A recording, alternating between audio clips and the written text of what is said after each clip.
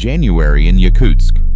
The sun rises for only 3 hours before darkness returns. The temperature sits at -50 Celsius, -58 Fahrenheit, and has for weeks. At this cold, pipes burst, steel shatters, and skin freezes in minutes. 300,000 people live here, in the world's largest city on permafrost. Farther north, mining camps extract oil, gas, gold, and diamonds. Housing crews in places where a single system failure can be fatal. How do you keep people alive when the cold wants to kill them? How do you build on ground that melts under heat? What happens when bodies burn double the calories? And what if the power dies at 50 below? Chapter 1. Steel shatters at -50 degrees Celsius. The physics of extreme cold isn't intuitive. Water freezing is familiar. Steel becoming brittle enough to crack under normal stress is not. At -50 Celsius, metals lose ductility. Diesel fuel thickens to gel. The moisture in your breath freezes mid-air and falls as ice crystals. Siberian mining camps operate in regions where winter darkness lasts months. Some camps experience complete darkness from mid-November through January. More than 60% of Russia's land area sits on permafrost, and the richest deposits of natural resources lie in these frozen zones. A typical camp might house 500 miners, plus 200 supervisors and support staff. They need dormitories, kitchens, washhouses, workshops, and offices, all engineered to survive conditions that would kill an unprepared person in minutes. The fundamental problem is time. At -50 degrees, you have hours before buildings drop below freezing, minutes before exposed skin begins to freeze. How do these Siberian mining camp systems exist despite the temperature? Chapter 2. Building on ice that melts. Permafrost stays frozen year-round. It can be stable for thousands of years, supporting entire ecosystems. But introduce heat from above, from a building's foundation, and it melts. Melted permafrost loses structural integrity. It becomes saturated mud, buildings sink, foundations crack, infrastructure collapses. The solution? Raise buildings off the ground. Camps use pile foundations, steel or concrete posts driven deep into the permafrost, extending well below the active layer that freezes and thaws seasonally. The building sits on top of these piles, leaving a gap of 1 to 2 meters between the floor and the ground. Cold air circulates freely underneath, keeping the permafrost frozen even when the building above is heated to 20 degrees Celsius. Yakutsk uses this technique citywide. Every apartment block, every school, every shop sits on stilts. Mining camps follow the same principle but use modular construction, cated units that can be assembled quickly and disassembled when the mine closes. Walls have insulation rated to R40 or higher, roughly 4 times what a typical North American house uses. Windows are triple glazed. Doors have vestibules, double-door entries that create an airlock, so opening one door doesn't flood the interior with -50 air. Buildings are arranged deliberately. Placing dormitories close together creates a windbreak effect. Each structure shields its neighbors from blizzards. One camp in northern Siberia housed 700 people in interconnected modules, crew quarters, kitchen and dining hall, recreation areas, and maintenance workshops. The entire complex operated continuously for 17 years in conditions that regularly dropped below -40. That longevity required constant maintenance, but it demonstrated that modular camps built to Arctic standards can outlast many permanent structures in temperate zones. Buried water and sewage pipes freeze solid at these temperatures. Even insulated lines can fail if a section loses heat. The solution is utility corridors. Insulated tunnels or above-ground enclosed trenches that carry water, sewage, and power cables between buildings. Because the pipes run through heated or semi-heated spaces, they remain accessible for maintenance and repair. If a leak develops, workers can reach it without excavating frozen ground. The corridors themselves require heating, but that's cheaper than replacing frozen pipes every winter. Chapter 3. Furnace. 1. Diesel power and heat are the same system in an Arctic mining camp. Everything runs on diesel generators operating 24 hours a day. Baffinland, an iron ore mine in the Canadian Arctic, installed 8 Cummins generators rated at 1.4 megawatts each. These machines supply electricity and heat. Waste heat from the diesel engines is captured through coolant loops and radiators, warming the buildings. The generators run non-stop in conditions that regularly drop below -30 degrees Celsius. The record low at that site was -55. At those temperatures, even the generators needed modification. Standard radiators failed. The mine had to install custom heavy-duty units rated for far below -50. The critical design feature is redundancy. A typical camp has 1 or 2 primary generator sets, plus at least 2 standby units. If the main generator fails, automatic transfer switches detect the loss and start the backups within a minute. Workers might notice lights flickering briefly. Heat keeps flowing. This redundancy is survival math. If all generators fail, if fuel gels, if multiple engines break down, heat loss begins immediately. Within 2 hours, indoor temperatures drop to freezing. Within 4 to 6 hours, water pipes burst. Workers face hypothermia indoors. Engineering plans explicitly state the power plant will be equipped with 2 standby diesel generators to supply all non-process facilities, base camp, offices, potable water treatment, fire control. Backups keep heating systems, kitchens, and safety equipment running even if primary power dies. Camps burn enormous quantities of diesel over the winter. Fuel is stockpiled during warmer months when trucks or trains can reach the site. Winter diesel contains anti-gel additives. Fuel lines and storage tanks are heat traced, wrapped in electrical heating cables. If a storage tank heater fails and the fuel gel's solid, the entire camp loses power. Not in days, in hours. Generators are checked constantly. Standard practice is hourly inspections during the coldest months. If an engine won't start at -50, it's not a maintenance issue to address later. It's a threat to everyone in camp. Chapter 4, Furnace 2. The human body. Your body is a furnace. At rest in normal temperatures, you burn roughly 2,000 calories per day. At -50 Celsius,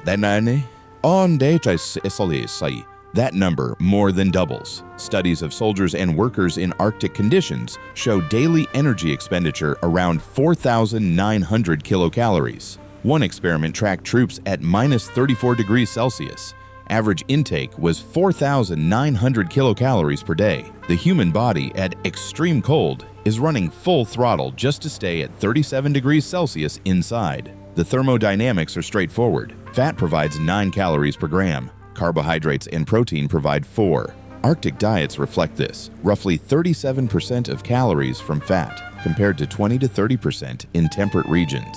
Meals in Siberian mining camps are built around fatty, calorie-dense foods. Breakfast is porridge with butter, eggs, sausage, bread, and black tea with sugar. Lunch is thick soup, borscht, meat stew, plus bread and butter. Dinner is the largest meal. Stewed pork or beef, potatoes, cheese, fatty fish. Workers carry thermoses of hot tea or cocoa into the field. This isn't a cultural preference. It's an operational necessity.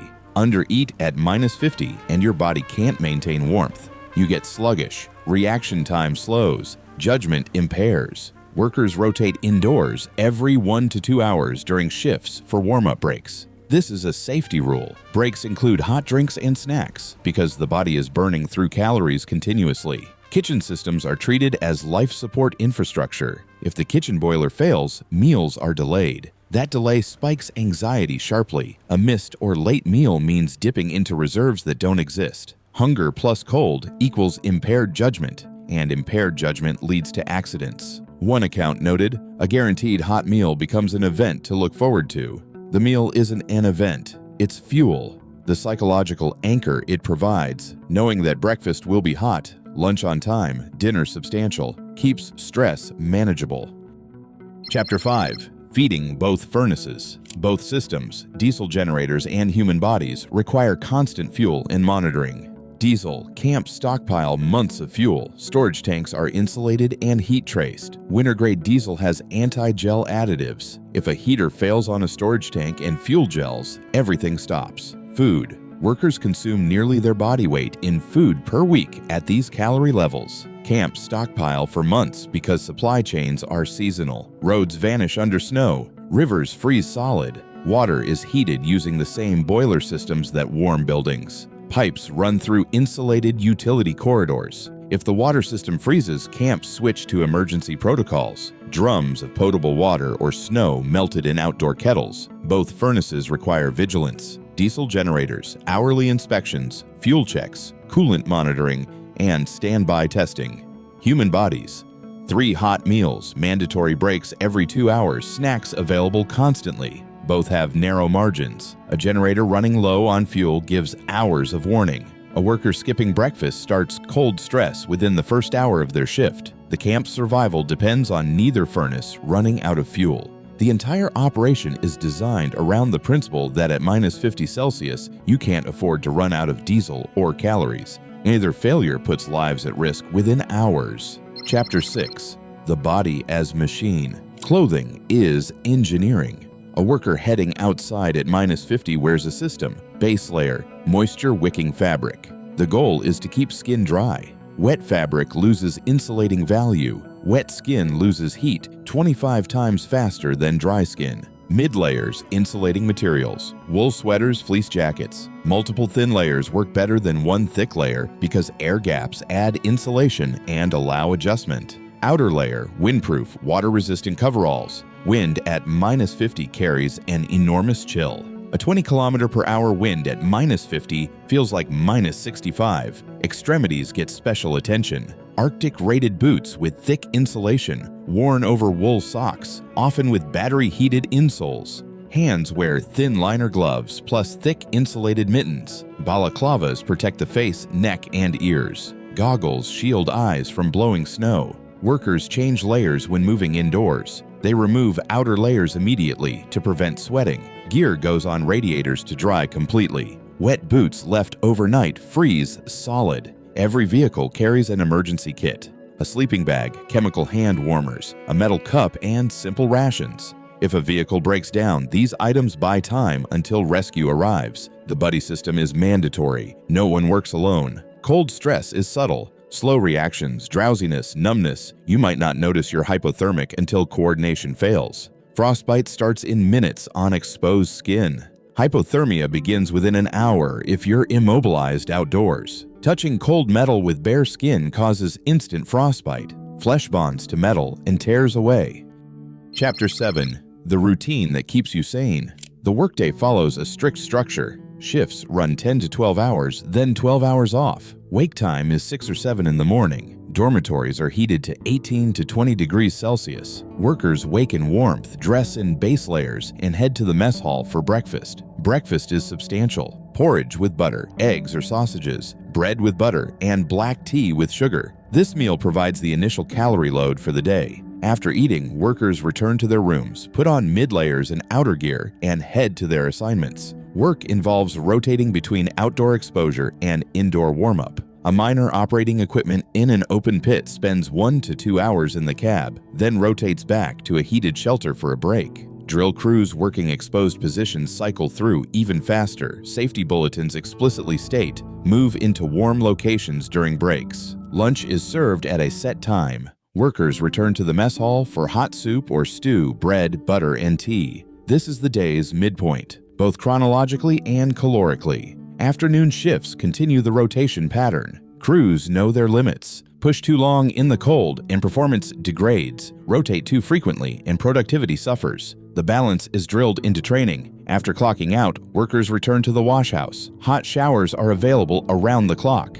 This isn't luxury. After a shift in extreme cold, washing off sweat and grime and warming up is necessary before the body can relax. Dinner is served around 6 or 7 in the evening. This is the largest meal, often communal, sometimes celebratory. Heavy in calories, heavy in fat, it refuels the body and provides a social anchor. Breaking bread together in a remote camp in the dark of winter is a psychological buffer against isolation. Evenings are spent in common areas. Satellite TV, movies, card games, exercise equipment, books. Going outside for recreation would be dangerous and pointless. Lights stay on timers to simulate daylight cycles because natural light is absent for months. Some workers use blackout curtains for sleeping. Others prefer dim lighting all night. By 10 or 11, most workers turn in. Dormitories are quiet. Boots and outer gear are stored on radiators to dry completely. Cotton socks are worn to bed to wick away any residual moisture from feet. The routine is rigid for a reason. In isolation and months of darkness, structure is psychological infrastructure. When every day has the same pattern: wake, eat, work, wash, eat, socialize, sleep. The mind knows what to expect. Stress hormones stay lower, mood remains stable. Disruptions to routine have measurable effects. One report noted that even a delayed dinner or a broken heater in one dormitory caused sharp anxiety spikes. The predictability of hot meals and warm shelter isn't comfort. It's the framework holding psychological stability in place. Chapter 8. Keeping the furnaces lit. Long-term survival in a Siberian mining camp requires both furnaces to run without interruption. The diesel generators and the human bodies. Both need fuel. Both need monitoring. Both have narrow margins. Generators. Hourly inspections during the coldest periods. Fuel levels are checked constantly. Coolant temperatures monitored. Standby generators are tested regularly. Automatic transfer switches are maintained. Heat tracing on fuel lines inspected. Anti-gel additives are mixed into storage tanks on schedule. Bodies. 3 hot meals served at fixed times every day. Mandatory warm-up breaks every 2 hours during shifts. Thermoses of hot tea or cocoa for field breaks. Snacks are kept in common areas around the clock. Workers are trained to recognize cold stress. Buddy system enforced without exception. Emergency protocols exist for both systems. If generators fail, if fuel gels, if multiple engines break down simultaneously, workers shelter in the mess hall. It's designated as the emergency space with extra blankets, an emergency furnace, and room for everyone. Rations are distributed. Snow is melted for drinking water over backup stoves. Carbon monoxide detectors are mandatory in all occupied buildings. Any backup heater or emergency generator can emit CO.